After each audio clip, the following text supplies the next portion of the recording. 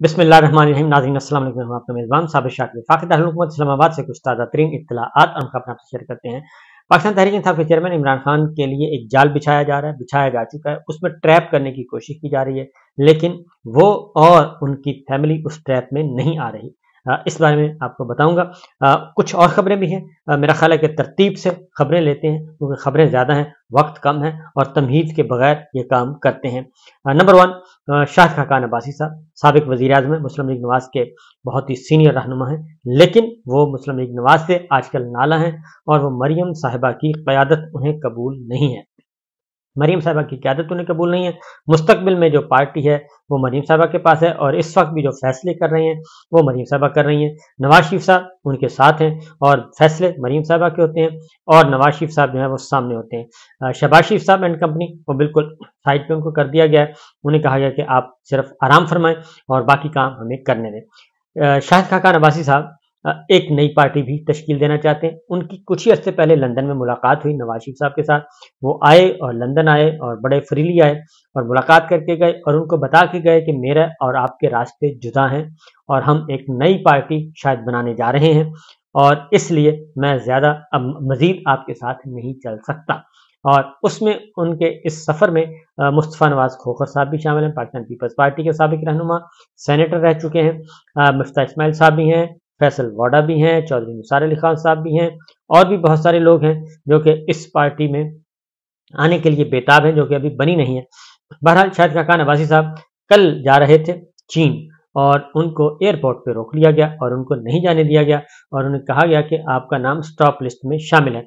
अब इस वक्त कुछ ही अर्सा पहले मैं आपको बताया हूँ होके गए हैं और उस वक्त तो नहीं रोका गया क्योंकि उस वक्त वो नवाज शरीफ साहब से मिलने के लिए आ रहे थे और उनका ख्याल था कि शायद नवाज शरीफ साहब के साथ मामला तय पा जाए। लेकिन जब उन्होंने कहा कि नई पार्टी, तो नई पार्टी का मतलब क्या है? नई पार्टी का मतलब है मुस्लिम लीग नवाज के अंदर से ही जो लोग हैं वो इनके साथ आने के लिए तैयार हैं। और मुस्लिम लीग नवाज का आपको मालूम है कि टिकट, उनका टिकट जो है वो बिल्कुल ऐसे ही है कोड़ियों के भाई और उनका वोट बैंक है नहीं है, इलेक्शन में वो जीत नहीं सकते। इसलिए जो रहनुमा हैं, जो समझदार हैं, वो अब उनसे रास्ते जुदा करने वाले हैं। बज़ाहिर तो ये पूरा तासुर दिया जा रहा है कि नवाज शरीफ साहब जो है वो मुस्तकबिल के वज़ीर आज़म है और ये आइंदा का इलेक्शन जो है वो मुस्लिम लीग नवाज ही जीतेगी और उनको वज़ीर आज़म जो है वो बना दिया जाएगा। वो स्टैब्लिशमेंट के कंधे इस्तेमाल कर रहे हैं, उनकी बिसाखियाँ इस्तेमाल कर रहे हैं और उनका ख्याल है कि इस्टेब्लिशमेंट के साथ इस्टेब्लिशमेंट माजी जो है वो सारा कुछ भूल चुकी है नवाज शरीफ साहब के बारे में, खासतौर पर और मरीम साहिबा के बारे में। नवाज शरीफ साहब को वज़ीर आज़म बनाने का मतलब है मरीम साहिबा को आपने इक़्तिदार दे दिया, तो इसलिए और ख्वाहिशें भी डबल डबल हैं। सिर्फ ये नहीं है कि सिर्फ नवाज शरीफ साहब को वज़ीर आज़म बनाना है, बल्कि वो कहते हैं नवाज शरीफ साहब वज़ीर आज़म होंगे तो वज़ीर आला मरीम साहिबा होंगी, पंजाब भी और मरकज़ भी। अब ग्राउंड पे मामला इसके बिल्कुल बरक्स हैं। इसलिए जो नई जमात बनाना चाह रहे हैं और बहुत सारे लोग हैं वो इसलिए बनाना चाह रहे हैं कि नवाज शरीफ साहब का साया जो है वो उन तक ना पहुंचे, क्योंकि वो इलेक्शन उसके बगैर जीत सकते हैं अगर थोड़ी सी पुश स्टैब्लिशमेंट की मिल जाए और नवाज शरीफ साहब का साया ना हो। तो ये तो चल रहा है, इसीलिए शाहिद खाकान अब्बासी साहब को जी निगरां हुकूमत ने रोका है। तो इससे आप अंदाज़ा कर सकते हैं कि निगरां हुकूमत किसकी सहूलतकार है। काकड़ साहब और उनके वज़ीर दाखिला जो हैं वो किसको सहूलतकारी फराहम कर रहे हैं और किसके इशारे पर कर रहे हैं, क्योंकि जो शख्स कुछ अर्सा पहले जा सकता है तो अब क्यों नहीं जा सकता। बहरहाल एक बात, दूसरी बात भी इलेक्शन के हवाले से जो इम्पोर्टेंट है, मौलाना फजल रहमान साहब से पाकिस्तान तहरीक इंसाफ के लोगों की मुलाकात हुई। अभी तक उस मुलाकात का मुहिम्मा जो है वो हल नहीं होने पा रहा और पाकिस्तान तहरीक इंसाफ के लोग वो कहते हैं कि हम सिर्फ फातह खानी के लिए गए थे।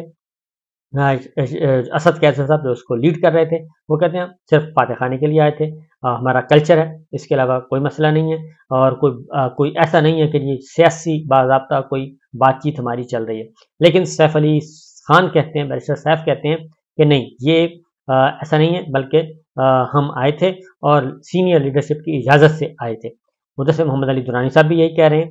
तो मौलाना फजल रहमान साहब किस तरफ जा रहे हैं? दो मुलाकातें इंपॉर्टेंट है। एक मौलाना फजल रहमान साहब की हुई के साथ पाकिस्तान तहरीक इंसाफ की, वो खुशदामन का इंतकाल हुआ था, उनके लिए आए थे, ये तो ऑफिशियल स्टेटमेंट। लेकिन जाहिर है जब आते हैं तो बातचीत भी होती है और बातचीत होती है तो मामला आगे भी बढ़ते हैं और इसीलिए मौलाना फजल रहमान साहब को भी पता है कि उनके अगर उनकी दाल गलनी है तो वो पाकिस्तान तहरीक इंसाफ के साथ कोई गिव एंड टेक करके वो आ सकते हैं। अगर वो असम्बली में आना चाहते हैं तो भी पाकिस्तान तहरीक इंसाफ की उनको ज़रूरत है।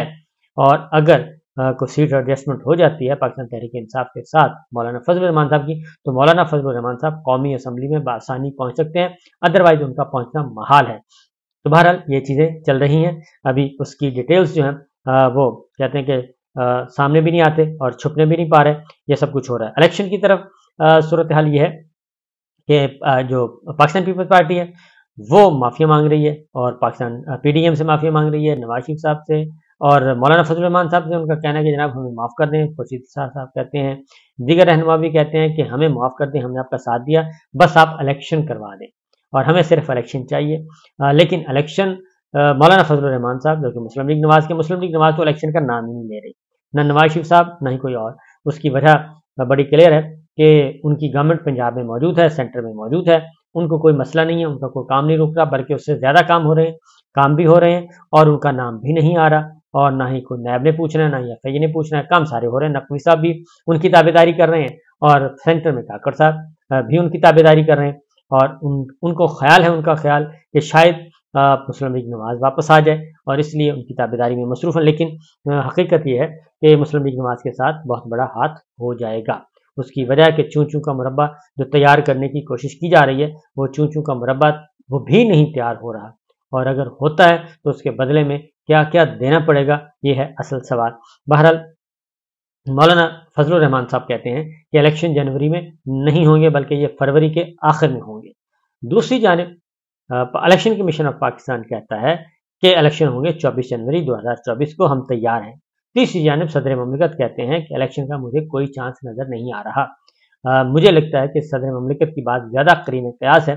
اس کی وجہ یہ ہے کہ الیکشن تب ہوں گے جب میاں صاحب کو یقین دلا دیا جائے گا، یقین ہو جائے گا کہ میاں صاحب اب آپ کی سزائیں بھی ختم ہو چکی ہیں، اب آپ ایلیجیبل بھی ہیں، آپ الیکشن کمپین چلائیں، اور ہم آپ کو جتوا بھی دیں گے، اور ہم آپ کی کے لیے آسانیاں پیدا کریں گے، اسٹیبلشمنٹ خاص طور پہ۔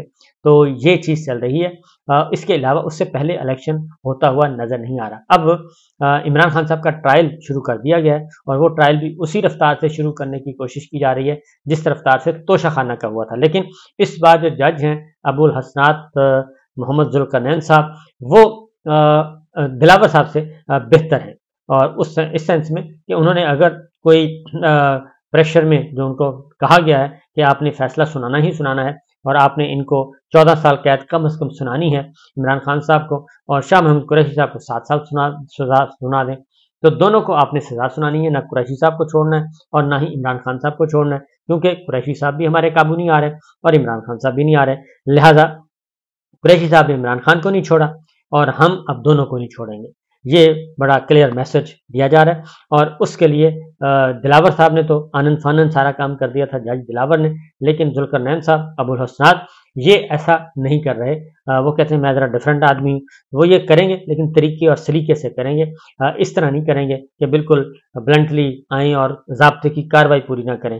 تو ایسا بندہ زیادہ خطرناک ہوتا ہے، ایسا جج جو ضابطے کی کارروائی بھی پوری کرے اور فرمائش بھی پوری کر دے، تو اس سے زیادہ نقصان ہوتا ہے۔ تو ماضی میں تو ارشد ملک صاحب کی جو ہے باقاعدہ آڈیو ویڈیو ریکارڈ کرنی پڑی تھی ایک ملی بھگت کے ساتھ، تو اب کی بار جو ہے وہ میرا خیال ہے کہ از خود ریکارڈ تیار ہو رہا ہے کہ کس طریقے سے ہماری اسٹیبلشمنٹ، ہماری حکومت، ہماری ریاستی اور حکومتی ادارے کس طریقے سے انوالو ہیں اس سارے عدالتی نظام کو مینیپولیٹ کرنے کے لیے اور ان کو اپنے قابو میں رکھنے کے لیے، پسند کے فیصلے لینے کے لیے۔ وقت آنے پہ پتہ چلے گا جی کہ اس کے نتائج کیا نکلتے ہیں۔ دوسری جانب ایک بڑی خبر وہ ہے سپریم جوڈیشل کونسل کا اجلاس ہوا۔ جسٹس مظہر علی اکمل نقوی صاحب ہیں، وہ ان کو قابو کرنے کی کوشش کی جا رہی ہے۔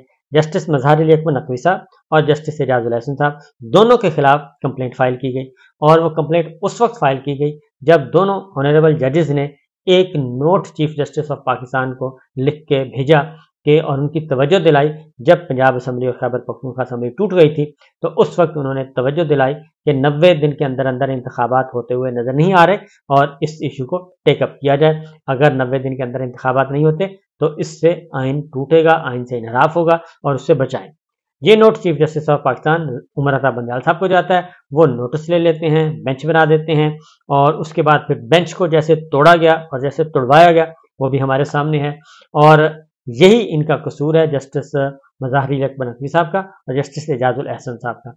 ये दोनों ऑनरेबल जजेस उस बेंच में भी शामिल हैं जो शहीद अरशद शरीफ कत्ल केस के बारे में हियरिंग कर रहा है, और एक तवील अरसा हो गया उस की भी समाअत नहीं हुई। जस्टिस उमर अता बंदयाल साहब रिटायर हो गए, लेकिन वो अपनी रिटायरमेंट से 2-3 महीने पहले ही उस केस को छोड़ चुके थे, उस केस को दोबारा हियरिंग के लिए नहीं फिक्स किया।